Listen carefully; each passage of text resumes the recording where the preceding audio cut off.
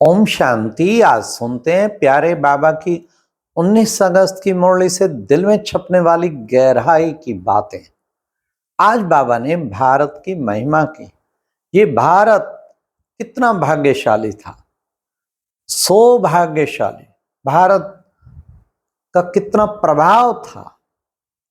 फिर ये भारत उस सौभाग्यशाली से जब भिन्न भिन्न विदेशियों के गुलामी में आया तो दुर्भाग्यशाली बन गया।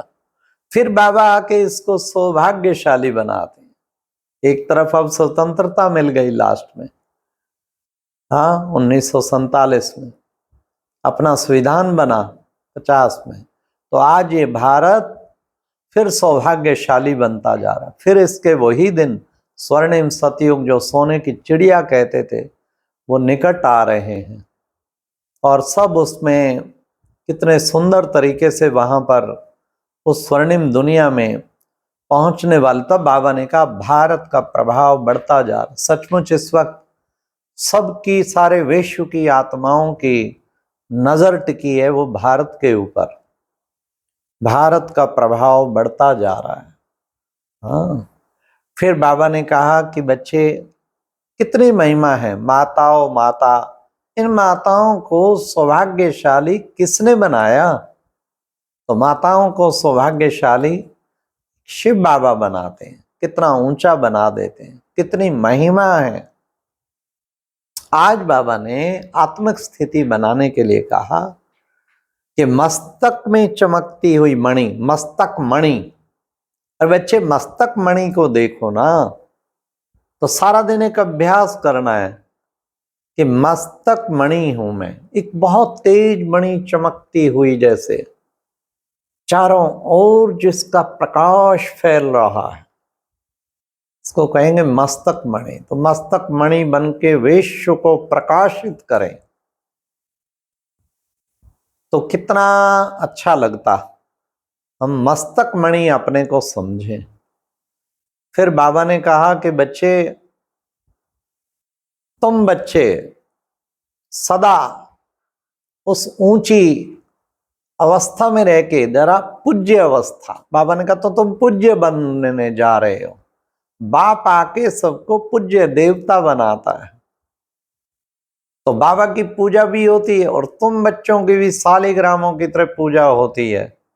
जरूर ऐसे श्रेष्ठ कर्म किसी ने कराए होंगे जो पूज्य जाके बने। सबसे ऊंचते ऊंच पूज्य लक्ष्मी नारायण बने। तो बाबा ने कहा जितनी बच्चे यहाँ सर्विस करते हैं, बाप के कार्य में मददगार बनते हैं, उतने ही पूज्य जाकर बनेंगे। फिर बाबा ने, क्योंकि बाबा ने कहा तुम्हारी डबल पूजा। फिर देखो हमारी डबल पूजा। बाबा कहते मेरी तो एक निराकार की पूजा होती, लेकिन तुम्हारे पूज्य स्वरूप की भी पूजा होती और तुम्हारे सालिग्राम स्वरूप की भी पूजा होती। आज मुरली में बाबा ने कहा कोई 1 लाख सालिग्राम बनाते। हम साउथ में गए थे, बेंगलोर के पास कोटिलिंगेश्वर मंदिर, एक महात्मा ने 1 करोड़ शिवलिंग की स्थापना, हाँ छोटे छोटे छोटे छोटे ढेर, काफी एकड़ जमीन में, काफी लोग आते हैं, तांता लगा होता है और बीचों बीच 108 फुट का बनाया, क्योंकि वो रिसर्च में था कि भगवान कौन है, भगवान कौन है। सारे वेद शास्त्र ग्रंथ पढ़ के स्टडी किया महात्मा ने, रिजल्ट निकला कि भगवान शिव है। अब भगवान शिव है तो फिर उसने यही किया। फिर दोबारा रिसर्च किया कौन सी संस्था है जिसका हर अनुयायी शिव के प्रति समर्पित है, तो उसे पता लगा ब्रह्मा कुमारी जी एकमात्र संस्था है जिसका हर अनुयायी शिव बाबा मेरा मीठा बाबा, मेरा प्यारा बाबा, उस शिव बाबा के प्रति समर्पित है। तो उन्होंने फिर माउंट आबू आए महात्मा जी, दादी प्रकाश मणि को कहा कि हम वहां बाप दादा से मिले, समझ आया कैसे भगवान शिव का कार्य चल रहा है। तो दादी को कहा म्यूजियम देखा नकी लेक के पास जो अपना है, ऐसा म्यूजियम मेरे मंदिर में बनाओ ताकि सबको सत्य शिव का परिचय मिल सके। मैं बना के देता हूं, बहनों को अपॉइंट करो। दादी ने एप्लीकेशन स्वीकार किया और उस वहां पर बाबा का आज म्यूजियम बना हुआ है, बहनें रहती, जितने भक्त आते हैं तांता लगा होता है, साथ में सत्य शिव बाबा का परिचय भी प्राप्त करके जाते हैं। तो आज बाबा ने कहा कि बच्चे, दो बाप का परिचय तो सबको देना है, एक हद का बाप, एक बेहद का बाप, एक लौकिक, एक अलौकिक। फिर बाबा ने कहा तुम इस सृष्टि चक्र के राज को अच्छी तरह से जान गए हो। भारत में 5000 वर्ष पहले वैकुंठ था, हम सूर्यवंशी थे। हाँ, फिर धीरे धीरे उतरते इस चक्र स्टार्ट हुआ और अब फिर सूर्यवंशी बनने जा रहे हैं। तो बाबा ने कहा तुम बच्चों को सदा बुद्धि में चक्र घूमता ही रहना चाहिए, जितना बुद्धि में चक्र घूमेगा। आज बाबा ने कहा तुम्हारा है साइलेंस बल, उनका है साइंस बल। साइंस घमंडी कहा जाता ना, तो साइंस का भी घमंड है। कितना कुछ ऐसे ऐसे अस्त्र शस्त्र खोजते जिससे सारी दुनिया भयंकर विनाश की तरफ जा सकती है। इसलिए उसको साइलेंस बल के द्वारा बाबा ने कहा तुम स्वर्गिक दुनिया की स्थापना करते, ऐसी सुंदर दुनिया की स्थापना कर रहे हैं।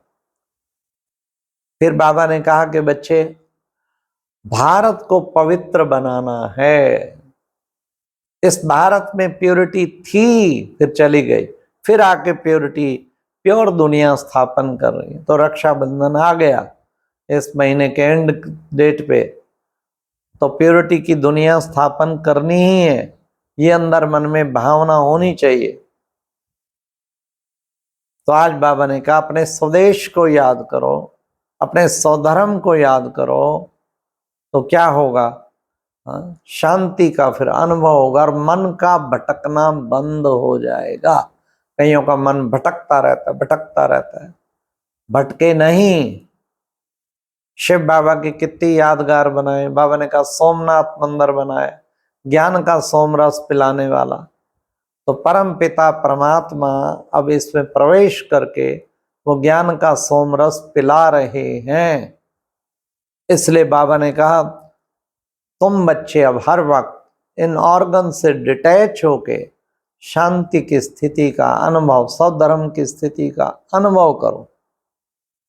फिर बाबा ने कहा कि देखो बच्चे, और कुछ ना करो, तुम मेरे को याद करो बस, और तो मेरे पास ही तुम आ जाएंगे। इसलिए बाप की याद तो बहुत जरूरी है। आज बाबा की मुरली में वरदान था हर एक को प्यार और शक्ति की पालना देने वाले, प्यार और पालना के भंडार से भरपूर भाव। प्यार के पीछे ही दुनिया को छोड़ देते हैं, सब कुछ छोड़ देते हैं। अगर सच्चा प्यार मिले, कहते हैं इतना तो माता पिता से नहीं मिला, सब कुछ कुर्बान करने को तैयार हो जाते हैं। तो ये प्यार और शक्ति की भावना से तो क्या करो, पालना दो, पालनहार बन के पालना दो। पालना से बाबा ने कहा वैसे भंडार से भरपूर बन जाओ। पालना के भंडार से भरपूर बनो, प्यार के भंडार से भरपूर बनो। जो आत्मा दिन भर में आए वो कहे इतना प्यार तो किसी से आज तक मिला ही नहीं मेरे को। ये है प्यार और पालना के भंडार से भरपूर बनने का तरीका। रोता हुआ आए और हंसता हुआ जाए, खुशियों से भरपूर होके जाए, इसको कहेंगे प्यार और पालना के भंडार से भरपूर। फिर आज की मुरली में स्लोगन था, जो मायावी चतुराई से परे रहते हैं वही बाप को प्रिय है। जो मायावी चतुराई से परे रहते हैं वही बाप को प्रिय। चतुराई खेलते रहेंगे, बड़ों के साथ भी चतुराई, छोटों से भी चतुराई, सबसे चतुराई खेलते रहेंगे। तो बाबा ने कहा बाप को तो सब कुछ सच सच पता है ना, इसलिए फिर बाबा के प्रिय नहीं बनेंगे। प्रिय वो बनेंगे जो माया की चतुराई से परे रहेंगे, वही प्रिय बन पाएंगे। इसलिए हमें कोशिश करनी है हर वक्त माया की चतुराई से परे रहना, बिल्कुल नो सेट, सच्चे दिल पे साहेब राजी, सच सच वैसा जीवन बना के दिखाना है। तो उससे बाबा की दुआएं भी मिलेंगी, परिवार की दुआएं भी मिलेंगी, सबकी दुआएं मिलेंगी। अच्छा, ओम शांति। ये थी आज की मुरली से दिल में छपने वाली गहराई की बातें। ओम शांति।